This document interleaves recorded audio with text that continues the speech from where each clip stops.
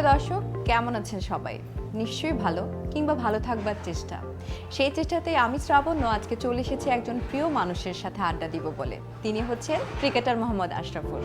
Hello ভাইয়া, কেমন আছেন? জি আলহামদুলিল্লাহ ভালো আছি। আপনি কেমন আছেন? আমিও ভালো আছি, ভালো থাকবার চেষ্টা করছি এই সময়টায়। যেহেতু রমজান মাস কেমন চলছে এখন? আমার জন্য বলবো যে আমি খুব ভালো কাটাচ্ছি। লাস্ট রমজান মাসটা আমি ফ্যামিলিকে সময় দিতে পেরেছি, বিশেষ করে আমার ভাইয়ার পিচ্চি দুইটা এবং আমার দুইটা পিচ্চি হয়েছে আর কি, আরিবা এবং আদবি এক হবে। খেলার জন্য যখন আমি বাইরে চলে যাই অলমোস্ট দেখা যায় যে 5-6 মাস কিন্তু আমি খুব ব্যস্ত থাকি, ওই সময় আমি সময় দিতে পারি না। কিন্তু যখন আমি বাসায় থাকি আমি পুরো টাইমটাই গোসল করানোর থেকে শুরু করে ঘুম থেকে উঠানোর পরে মুখ ধোয়ানোর, খাওয়ানোর সব কিছুই আমি করার চেষ্টা করি। আমি যতটুকু জানি আপনার প্রথম ফার্স্ট ক্লাস যে সেঞ্চুরিটা সেটা আপনি রোজা রেখে করেছিলেন। হ্যাঁ, 2000 সালে আমি ঢাকা মেট্রোর হয়ে খেলেছিলাম আমার ফার্স্ট সেঞ্চুরিটা খুলনার সাথে।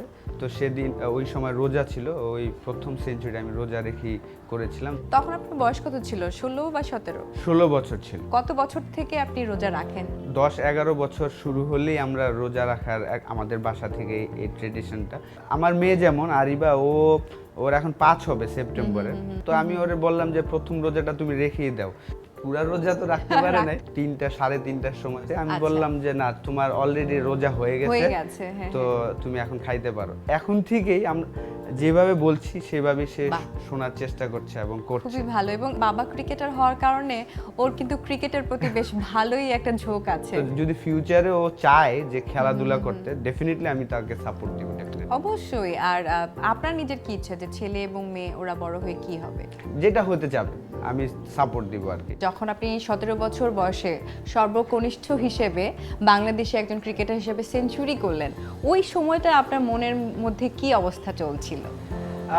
সত্যি কথা কি, লাঞ্চ ব্রেকে তো আমার 68 ছিল। তো যখন আমি লাঞ্চ ব্রেকে আসলাম তো আমাকে সবাই বলছে সেঞ্চুরি করতে হবে। আমি বলি হ্যাঁ করবই তো, এতটা কনফিডেন্স ছিলাম আমি যে করবই তো। 90-তে গিয়ে একটু নার্ভাস হয়েছিলাম, কিন্তু ওভারঅল একদম কনফিডেন্স ছিল। তো এখন যেহেতু রমজান মাস, ইফতারে আমরা অনেক রকমের খাবার খেতে পছন্দ করি, সেক্ষেত্রে আপনার পছন্দের খাবারগুলো কি? একটা টেবিলে রুটি আছে, পোলাও আছে, ভাত আছে। তো আপনি হয়তো চয়েস করতে গেলে আপনি একটা চয়েস করবেন, আমাকে যদি বলে আমি 3টাই চয়েস করব এবং 3টাই খাবো।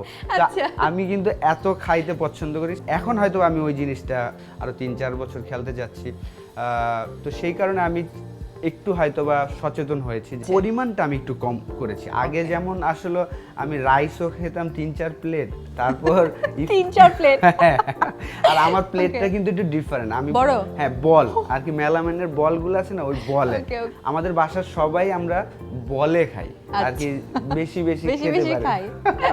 আমি যখন ফার্স্ট শ্রীলঙ্কা ট্যুরে গেলাম, সানাত জয়সূরিয়াকে দেখছি যে ব্রেকফাস্টে সে রাইস খাচ্ছে। আমি ব্যাপার কি যে ও ইন্টারন্যাশনাল ক্রিকেটার, ও দেখি রাইস খায়, তার মানে এটা ভালো জিনিস। ক্রিকেটার হওয়ার কারণে 10 বার ঈদ আপনার দেশের বাইরে কেটেছে, তো সেই ঈদগুলোর স্মৃতি রোমন্থন করতে বললে কি বলবেন? দেশের বাইরের বাঙালি ভাইরা যে, ভাই বোনরা যে আমাদের পেয়ে যে আনন্দটা পেত, এটা আমার কাছে খুব ভালো লাগতো। আর 2007-এ আমি ক্যাপ্টেন ছিলাম নিউজিল্যান্ডে। ওইটা একটা মজার ঘটনা ছিল যে জাভেদ ভাইকে নিয়ে আর কি, জাভেদ ভাই এত বড় ছিল কিন্তু এমন কান্না করতো যে উনি খুব মিস করতেছে ফ্যামিলিকে আর কি, দেশে ঈদ করতে পারতেছে না। তো আমি ওনাকে বুঝাচ্ছিলাম যে ভাই আপনি ঠিক আছে মিস করতেছেন, আপনাকে পেয়ে যে ওনারা কত আনন্দ করছে ওই মজাটা করেন, আপনি উনি পুরো বাচ্চাদের মতন কান্না করতেছে। ঈদের দিনে আপনাদের বাসার মানে খাবার কি কি তৈরি হয়, বা আপনি যেহেতু একটু খেতে পছন্দ করেন সেই খাবারের গল্পটাই শুনতে চাই। আসলে এই লকডাউনের কারণে লাস্ট রোজার ঈদে প্রচুর খাবার হয়েছে। মাঝে মাঝে আমরা অর্ডার দিয়েও খাওয়া হচ্ছে অনলাইন, যেহেতু এখন অনলাইনে সব কিছুই আপনার অ্যারেঞ্জমেন্ট আছে। তো যেহেতু অনলাইনেই সব কিছু পাওয়া যায়, আজকে আমরা ইফতারিটা আমি মনে করি যে অনলাইন থেকেই অর্ডার দেই। আমার তো অনেক ফেভারিট ফুড আছে, তো আজকে আমি আপনার পছন্দের গুলোই খাবো। আচ্ছা।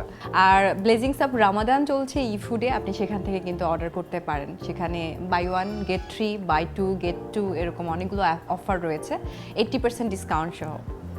ওকে, ডান। হ্যাঁ। র্যাপিড কিছু প্রশ্ন করব, প্রশ্নের উত্তরগুলো আপনি খুব ঝটপট দিবেন। আর পয়েন্ট আপনি যাই পান না কেন, আপনার জন্য একটা গিফট অবশ্যই থাকছে। যে বোলারের এগেইনস্টে ব্যাট করতে আপনার ভয় লেগেছিল? যে আমার জন্য না অনেক ব্যাটসম্যানের জন্য ফ্লিন্টও একটা ডেঞ্জারাস বলার ছিল। আদার দেন ক্রিকেট কোন খেলাটা আপনাকে বেশি টানে? ফুটবল খেলতে ভালো লাগে, কিন্তু দেখতেও শুধু ওয়ার্ল্ড কাপ ছাড়া আসলে আমি ওইভাবে দেখা হয় না। সচিন তেন্ডুলকার নাকি ব্রায়ান লারা? সচিন এবং আমিনুল ইসলাম বুলবুল, এই দুইজনকে দেখে আমি ছোটবেলায় বড় হয়েছি, ওরাই আমার রোল মডেল ছিল। ক্রিস্টিয়ানো রোনালদো আর লিওনেল মেসি? আমি আর্জেন্টিনার সাপোর্টার, কিন্তু আমি ব্যক্তিগতভাবে রোনালদোর খেলা আমি খুব ফ্যান, কারণ ও আচ্ছা। যেভাবে রানিং করে। মেসি যেহেতু আমি ওয়ার্ল্ড কাপ দেখে শুধু অভ্যস্ত, Right, exactly. তো আমি মেসির ওয়ার্ল্ড কাপে তো মেসি কিছুই একটু আমি পাইনি। ম্যান থাকে, right? I got your answer. রেগে গেলে আশরাফুল কি করেন? অতীত ভুলি না তো, তাই আমি রাগি একটু কম। জীবনে প্রেম এসেছে কতবার? একটা প্রেমই করেছি ভালো মতন, ক্রিকেটটা একদম এখনো করছি, কারণ আমার সাথের ক্রিকেটাররা কিন্তু 6-7 বছর আগে ছেড়ে দিয়েছেন। আমি স্টিল এই খেলাটাকে ভালোবাসি বলে এখনো আমি চেষ্টা করে যাচ্ছি। আমি বাংলাদেশে এই এক্সাম্পলটা সেট করতে চাচ্ছি যে না, 35-এর পরেও আবার এসে বাংলাদেশকে কিছু দেওয়া যাবে। Very diplomatic answer, but I must appreciate it. পছন্দের জায়গা কোনটা বেড়াতে যাওয়ার ক্ষেত্রে? জুন জুলাই এই 2 মাসের জন্য আমি ইংল্যান্ড খুব পছন্দ করি। আচ্ছা, রোজা রেখে কখনো ভুল করে খেয়েছেন? ছোটবেলায় ভুল করে কি অনেক লুকিয়ে পানি খেয়ে আসতাম। আমার ভাইয়ার পিচ্ছি তানজিল হ্যাঁ। 4-5 বছর আগে যখন রোজা ওকে রাখতো, জিজ্ঞেস করতেন যে তুমি কি পানি খেয়ে তো আসছো? আমি বলতাম কি কয়বার পানি খাইছি, বলে চাচ্চু কি বলা, হ্যাঁ, কারণ আমিও করতাম ওই জিনিসটা। তাই সেহরি থেকে আপনাকে উঠাতে হয় নাকি নিজেই উঠেছেন? এখন আমি নিজেই উঠতে পারি। পছন্দের সঙ্গীকে ঘোরার ক্ষেত্রে? অবশ্যই আমার ফ্যামিলি, কিন্তু ফ্যামিলির বাইরে বাইরে? যদি বলেন আমার ফ্রেন্ড সার্কেল, এগুলারে নিয়ে আমি খুব এনজয় করি আর কি, বন্ধুরা? আমার বন্ধুদের নিয়ে খুব এনজয় করি। সবগুলো প্রশ্নের উত্তরই বেশ ভালোই ছিল, অনেক কনফিডেন্সের সাথে আপনি উত্তর করেছেন। গিফটটা হচ্ছে আকাশ ডিটিএইচ এর পক্ষ থেকে আপনার জন্য। ধন্যবাদ আপনাকে, আকাশকেও ধন্যবাদ এমন একটা চমৎকার একটা গিফট দেওয়ার জন্য। এবং এটা কিন্তু 24 ঘন্টাই কাস্টমার সার্ভিস আছে, যে কোনো সমস্যা যে কোনো সময় তারা সলভ করে দিতে পারে।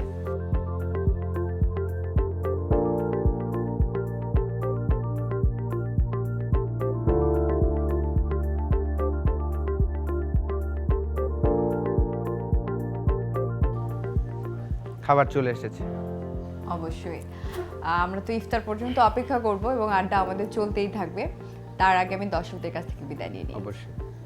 প্রিয় দর্শক, এই ছিল আমাদের আজকের আয়োজন। কেমন লাগলো? নিশ্চয়ই ভালো। আর এতটুকু ভালো লাগা দিতে পারলেই কিন্তু আমরা সার্থক। এই চেষ্টা আমাদের চলতেই থাকবে। আগামী পর্বে দেখা হচ্ছে নতুন একজন অতিথিকে সাথে নিয়ে। কিন্তু কে সেই অতিথি জানতে হলে অপেক্ষায় থাকুন, সারপ্রাইজ থাকছে। ভালো থাকুন, সুস্থ থাকুন, আল্লাহ হাফেজ।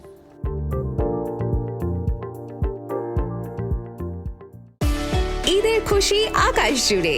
এই ঈদে আকাশ কিনুন 500 টাকা ডিসকাউন্টে। চলে আসুন আকাশের ঝকঝকে টিভি দেখার নতুন দুনিয়ায়। ঈদের খুশি আকাশ জুড়ে। এই ঈদে আকাশ কিনুন 500 টাকা ডিসকাউন্টে। চলে আসুন আকাশের ঝকঝকে টিভি দেখার নতুন দুনিয়ায়। ঈদের খুশি আকাশ জুড়ে। এই ঈদে আকাশ কিনুন 500 টাকা ডিসকাউন্টে। চলে আসুন আকাশের ঝকঝকে টিভি দেখার নতুন